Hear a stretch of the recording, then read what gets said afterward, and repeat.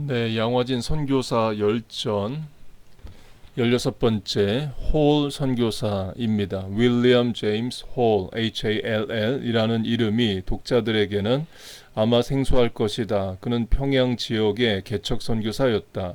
그러나 평양 출신으로 기홀 병원을 모르는 사람은 없을 것이다.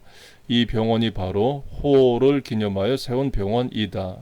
홀은 의사이자 목사였다. 그는 1860년 1월 16일 캐나다에서 태어나 1894년 11월 24일 우리나라에서 세상을 떠났다. 우리나라에서 선교사로 파송되어 오기는 1891년 12월이었으나 선교활동은 불과 2년 11개월밖에 하지 못하고 30세의 아까운 나이에 죽었다. 그러니까 하나님이 왜 이렇게 하셨는지 모릅니다. 예수님의 12제자로 하면 3년을 그렇게 훈련을 시켰는데 야고보 같은 경우 제일 먼저 죽죠. 제자들 오래오래 30년 40년 살아서 할 일이 많을 것 같은데 하나님이 또 일찍 데려가시기도 합니다. 그는 세상을 떠난 다음 날인 1894년 11월 25일 양화진에 묻혔다. 짧은 기간이었음에도 불구하고 그가 남긴 업적은 많은 사람들에게 은혜와 감화를 끼쳤다.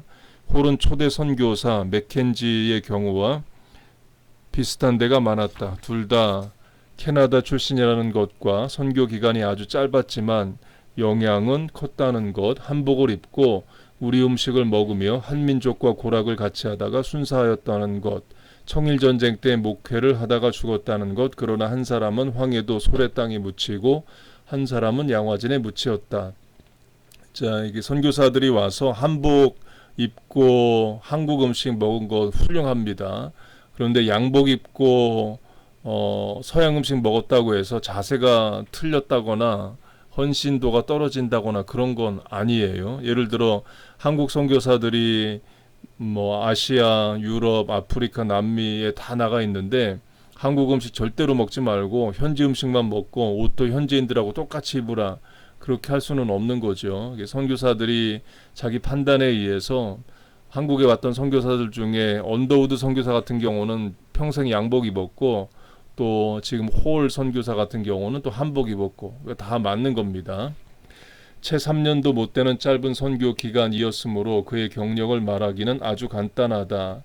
그러나 그의 활동은 양적인 면보다는 질적인 면에서 평가가 되어야 할 것이다. 다시 말해서 맥켄지가 이내 죽었지만 그의 감화로 캐나다 교회가 한국 선교를 정식으로 착수하게 된 것처럼 홀의 죽음으로 인해 그의 부인과 아들이 그의 뜻을 이어서 위대한 업적을 남겼기 때문이다.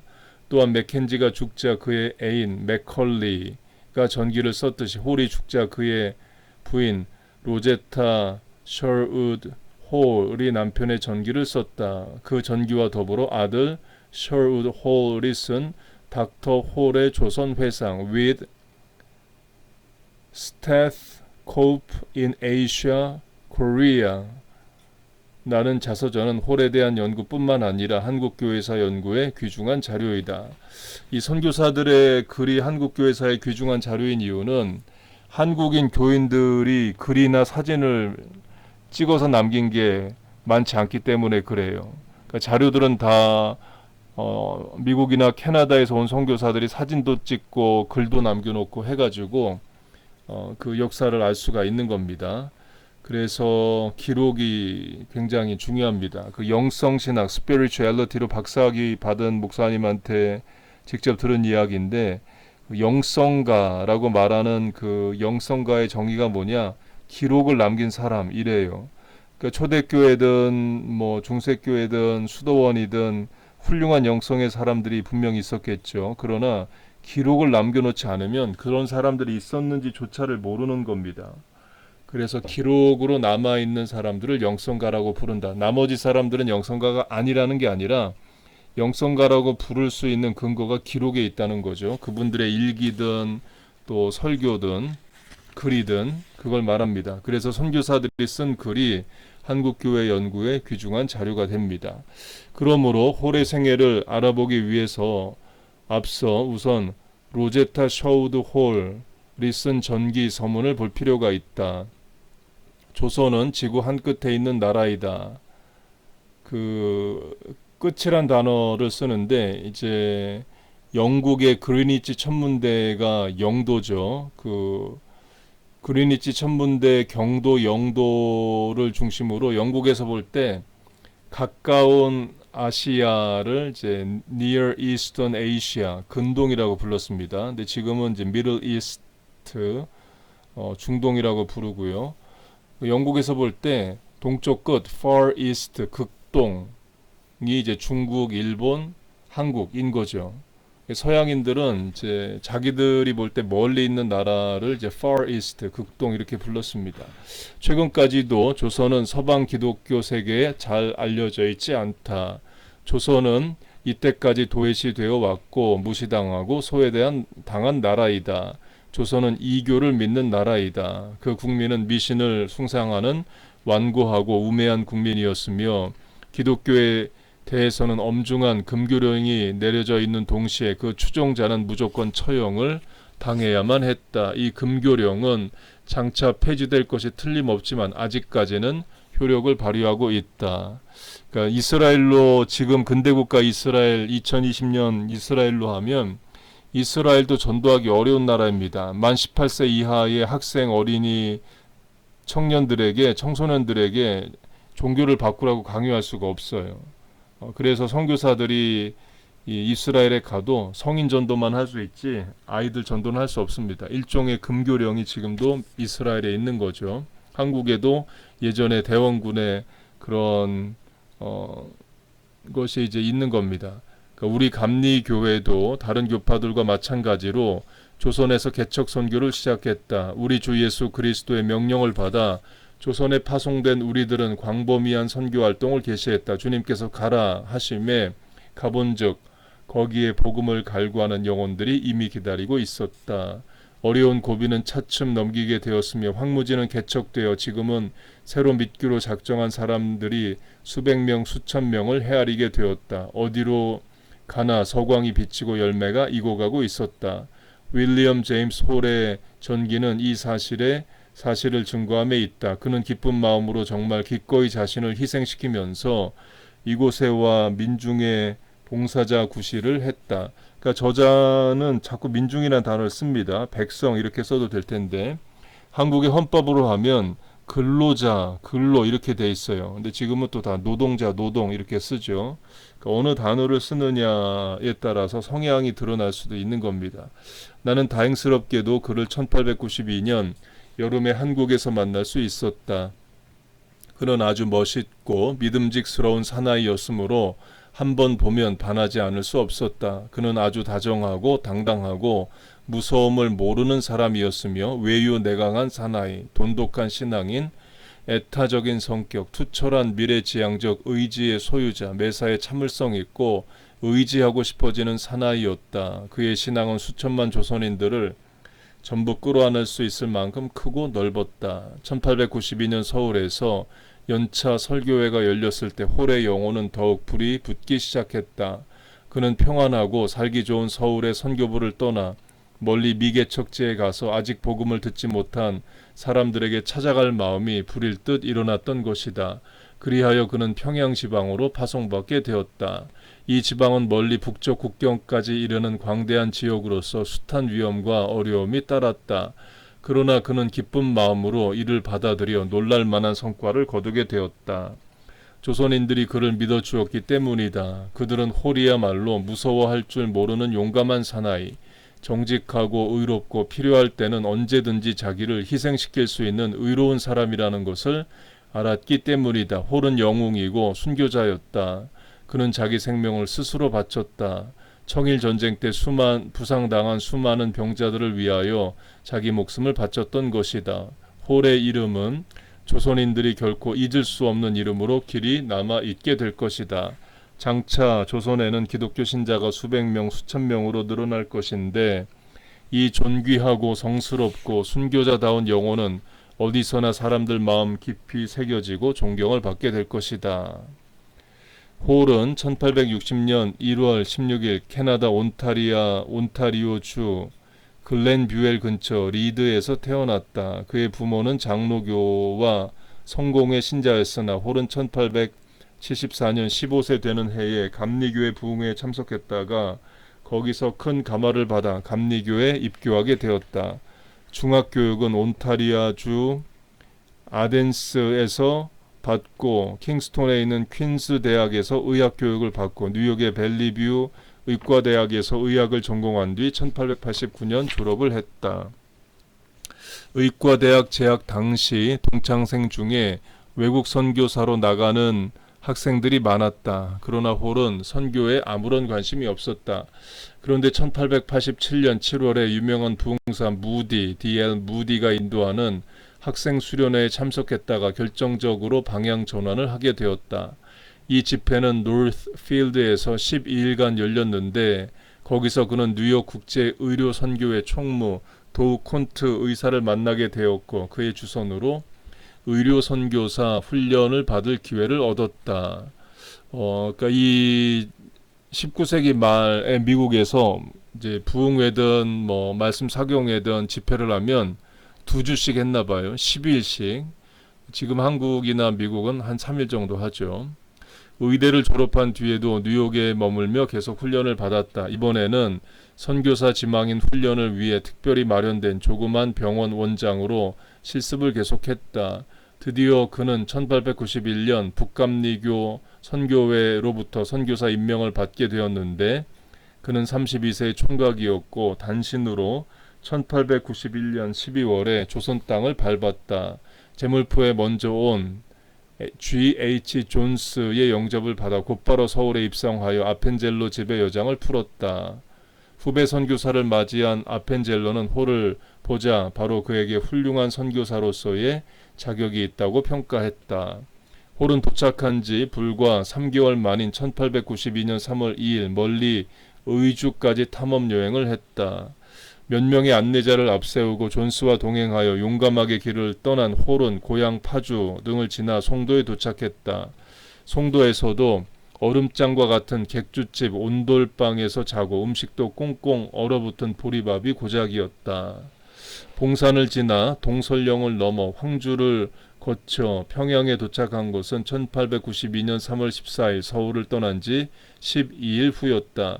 당시 평양 인구는 약 10만 명이었다.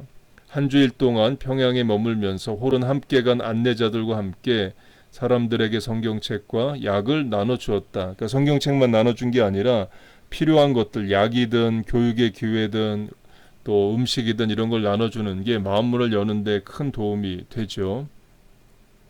최종 목적지인 의주에 도착한 것은 3월 28일이었는데 서울에서 의주까지 왕복 40여일 동안 홀이 보여준 선교 정신은 놀라움 자체였다. 홀은 여행 내내 각 지방 전통 음식을 먹었다. 한 번은 국을 참 맛있게 먹은 다음 마당에 나가 쉬는데 지붕 위에 무슨 짐승의 가죽을 말리고 있기에 주인에게 물었더니 개가죽이라고 했다. 조금 전에 맛있게 먹은 국은 바로 저 개를 잡아 끓인 게장국이었던 것이다. 한국이 개고기를 먹은 것은 먹을 게 없고 가난해서 그런 거예요. 먹을 게 많고 부유하면 개를 왜 잡아먹겠어요. 그러니까 전쟁 나면 서양인들도 다 개 잡아먹습니다. 역대하 6장을 보면 아람 군대가 사마리아 성을 포위하자 사마리아 성 안에서 부모가 자식을 잡아먹어요. 전쟁 중에 먹을 게 없으면 사람이 자식을 잡아먹는데 먹을 게 없으면 개를 먹는 거죠. 개를 먹는 문화가 있는 것은 야만적인 게 아니라 슬픈 역사, 과거가 있다가 된 거예요. 이 말에 홀은 놀라기는커녕 도리어 행복한 웃음을 보이더라며 동행했던 존스는 홀 의사가 여행 중에 보여준 그의 영웅적이며 성자다운 풍모에 놀라지 않을 수 없었다고 탄복하였다. 1892년 8월에 홀은 감리교 선교사 연차 회의에서 평양지방 개척 선교사로 파송되었다. 홀은 이듬해 3월에 평양으로 가게 되었는데 그때는 평양 감사로부터 금교령이 내려진 때였다. 즉 기독교 서적을 팔아서는 안 된다는 명령이었다. 이후 그는 집 한 채를 사서 본격적인 의료 사업을 시작했다. 많은 환자들에게 의료 혜택을 베풀므로 평양 감사의 호감을 사서 성경책도 마음대로 뿌리고 활동도 더 많이 할 수 있었다. 그 의료 선교는 어디나 환영을 받죠. 그리고 또 영어를 가르쳐주는 교육 선교도 어디나 또 환영을 받습니다. 이로써 감리교의 평양 지역 개척 선교를 뿌리내릴 수 있었던 것이다. 5주 동안 평양 선교의 기반을 닦은 후 홀은 서울에 돌아왔다가 그해 여러 차례 평양을 방문하면서 선교 활동을 계속했다. 홀의 부인인 로제타 셔우드 홀은 1865년 9월 19일 뉴욕에서 출생하였다. 펜실베니아 여자의과대학을 졸업한 뒤에 1890년 26세의 처녀 의료 선교사로 우리나라에 파송되었다. 처음에는 스크랜톤이 경영하는 상동 시병원에서 근무하다가 1892년 6월에 홀과 결혼하였다. 1894년 5월에 이 신혼부부는 갓난 아들을 데리고 평양으로 이사를 갔다. 그 후에 숱한 박해를 겪어야 했는데 그 중에 한 가지만 들어보면 대략 다음과 같다. 우리가 도착하자 많은 사람들이 우리를 구경하러 나왔다. 전부 대문 안으로 들어올 수가 없어서 큰 소동이 일어났다. 나중에 감사에게 보호를 청하기까지 했다. 한편 우리의 신복 김창식이 잡혀 투옥되었다. 우리가 살던 곳 집주인도 투옥되었다. 다급하여 감사를 찾아가 석방을 요청했다. 가서 보니 장로교 마페트 선교사와 조사, 선교사 목사를 도와 일하는 사람과 집주인도 잡혀갔다.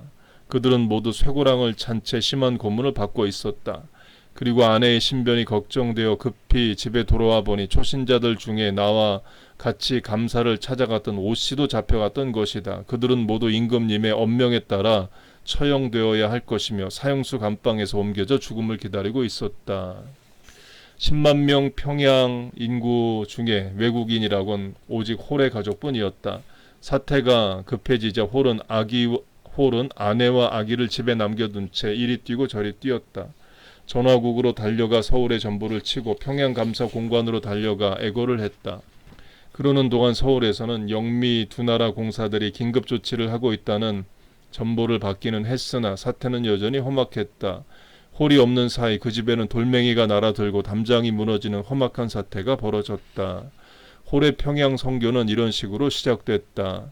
그리고 청일전쟁이 터져 양군이 평양 시내에서 시가전을 하게 된 1894년 9월 한 달 동안 홀은 서울에 와 있었다. 그러나 청나라 군대가 밀려나가고 평온을 되찾았다는 소식이 전해지자 홀은 다시 평양으로 갔다. 이번에는 장로교의 마페트와 함께 1894년 10월 초순에 도착하여 구호의 손길을 펴기 시작했다. 전쟁 후에 평양은 처참함 그 자체였다. 사방에 버려진 청나라 군인들의 시체, 죽어 넘어진 군마들의 썩은 냄새, 파괴된 집들과 무기, 기아 상태에 허덕이는 시민들의 모습은 차마 눈뜨고 볼 수가 없었다. 홀은 밤낮을 가리지 않고 그들을 도왔다. 병자들을 살피고 신자들을 신방하고 무너진 교실을 다시 세우고 밤 예배를 인도했다. 신자 4명에게 세례까지 베풀었다. 그러다 피곤이 쌓이고 몸이 지쳐 알아눕게 되었다. 신열이 40도까지 오르게 되었는데 장티푸스인지 말라리아인지 알 수 없었으나 전염병인 것만은 틀림없었다. 그래서 하는 수 없이 서울로 철수하기로 결심하고 대동강에서 목선을 탔다. 죽을 고비를 겨우 넘기면서 제물포에 도착했다. 잠시 객주 집에 들어가 안정을 시킨 다음 다시 배를 타고 강화도와 김포 사이의 수로를 따라 서울을 향해 거슬러 올라갔다. 이튿날 아침 서울에 도착하니 1894년 11월 24일 그의 부인이 남편을 맞이하여 온갖 정성을 다했으나 안타깝게도 홀은 영영 세상을 떠나고 말았다. 이 부부가 의사입니다. 특별히 이제 홀 남편 선교사도 의사인데 캐나다 출신의 미국에서 의학 공부했으면 얼마든지 존경받고 건강하고 병 안 걸리고 미국에서 잘 살 텐데 조선, 한국 선교하겠다고 와서 이 35세에 병 걸려서 죽어요. 그런 희생과 헌신 위에 한국교회가 있는 겁니다. 그리고 지금 한국 선교사들도 그런 각오와 헌신과 희생으로 세계에 나가서 선교를 하죠. 그때 홀의 죽음을 지켜본 마페트는 진심으로 그의 죽음을 안타까워하면서 이렇게 말하였다. 홀은 주님의 명령에 따라 살다가 죽었다. 주님이 명령하며 기꺼이 한국에 왔고 다시 명령하며 세상을 떠나 하늘나라로 갔다. 그는 위대한 신앙, 위대한 사랑, 위대한 자비의 사랑입니다. 홀의 별세 후 그의 부인 로제타는 미국에 돌아갔다가 1897년 다시 우리나라에 오게 되었는데 돌아와서 제일 먼저 기홀 병원을 개원하였다. 이 병원은 홀의 유산과 그의 별세 후 들어온 조의금을 가지고 세운 것이다. 원장은 Folwell, F-O-L-L-W-A-L-L, 부인과장은 로제타 홀이 직접 맡았다. 이것이 곧 평양에서는 제일 먼저 개설된 서양식 병원이다. 그 다음으로 착수한 것은 조선 여성을 의사로 만드는 일이었다. 아니, 이 일은 병원 개설보다 훨씬 더 앞섰던 것이다. 1890년 조선에 온 로제타는 김점동이란 아이, 후에 박에스더라 불렸던 한 여성을 자기의 통역 겸 간호사로 키웠다. 1876년 3월 16일 서울에서 태어난 김점동은 정신여학교의 초대 교사였던 신마리아의 동생이며 3.1운동 때 애국 부인의 사건으로 대구에서 옥고를 치른 신의경의 막내 이모이다. 로제타 홀은 남편과 함께 1895년 평양으로 갈 때에도 김점동을 데리고 갔으며 1896년 미국으로 갈 때도 데리고 가서 의과대학에 입학시켜 마침내 우리나라 최초의 여의사가 되게 되었다. 이 여성의 본명이 김점동인데 불구하고 박에스더라고 부르게 된 것은 그의 남편 성을 따랐기 때문이다. 훌륭하죠. 한국 여성 하나 선택해서 교육시키고 미국까지 데리고 와서 의과대학 졸업시킨 겁니다. 또 하나의 큰 공헌은 맹인 교육과 농아 교육이었다. 로제타 홀은 우리나라에 다시 오자 자기가 어렸을 때 취미 삼아 배우던 점자 사용법을 이용하여 한글 맞춤법에 맞추어서 점자법을 만들어 맹인들을 위한 기도문, 십계명, 초등 교과서 등을 만들었다. 이것이 곧 국내 최초의 맹인 점자 교육인데 로제타는 이 사업을 맹인 기술교육과 나란히 운영했다. 이 맹인들이 글을 읽게 된 것도 선교사로부터라는 거죠. 1906년에는 이르러서는 정규학교를 세우게 되었다. 뿐만 아니라 로제타 홀은 1906년 이익민이란 사람을 중국에 파송하여 농아교육법을 익히게 한 다음 1907년 우리나라의 최초 청각장애인 학교를 세웠다. 끝으로 홀의 아들인 셔우드 홀에 관하여 언급하고자 한다. 그는 1893년 11월 10일 생이로 홀 부부가 결혼한 그 이듬해 서울에서 태어났다. 그는 세상에 태어난 지 1년도 안 돼서 부모 등에 업혀 평양으로 갔으니 어릴 때부터 서울과 평양을 왕래하며 개척 선교에 참여한 셈이다. 성장한 뒤에는 의과대학을 졸업하고 다시 우리나라로 와서 16년간 의료 선교를 했다. 그는 해주에 폐결핵 요양원을 개설했는데 이것이 곧 국내 최초의 폐결핵 요양원이었다. 1928년 그의 어머니가 주춧돌을 놓음으로써 기공식이 거행되었는데 여기서 그는 원장으로 일하며 그 유명한 크리스마스 세일을 발행하였다.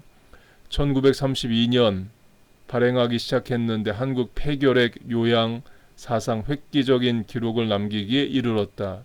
해주 폐결핵 요양원은 이 크리스마스 세일을 판매함으로써 운영상 큰 발전을 가져올 수 있었다. 저도 한국에서 초등학교, 중학교 다닐 때 이제 12월이 되면 강제로 사야 했던 것이 크리스마스 세일이기도 했었습니다. 그래서 이제 성탄절 카드 보낼 때 붙이기도 했었는데 이제는 성탄절 카드도 다 없어졌죠. 한편 로제타 셔우드 홀은 1944년 한국을 떠나 1951년 미국 뉴저지주에서 85세의 나이로 세상을 떠났다. 그리고 유언에 따라 유골은 양화진에 뿌려졌다. 아들 셔우드 홀은 1963년에 은퇴하고 캐나다로 돌아가 여생을 보냈다. 그도 유언에 따라 1991년 9월 19일 양화진에 안장되었다. 하여튼 이 선교사 가족 훌륭합니다. 남편도 한국에 와서 선교하다가 질병에 걸려 죽고 양화진에 매장이 되고 또 부인도 선교 사역 마치고 미국에서 뉴저지에서 돌아가셨는데 유언에 따라 양화진에 또 뿌려지고 아들도 선교 한국에서 하고 은퇴하고 캐나다 가서 살다가 돌아가신 뒤에 유언에 따라 한국에서 뿌려지고 한국을 이제 그만큼 사랑한 거죠.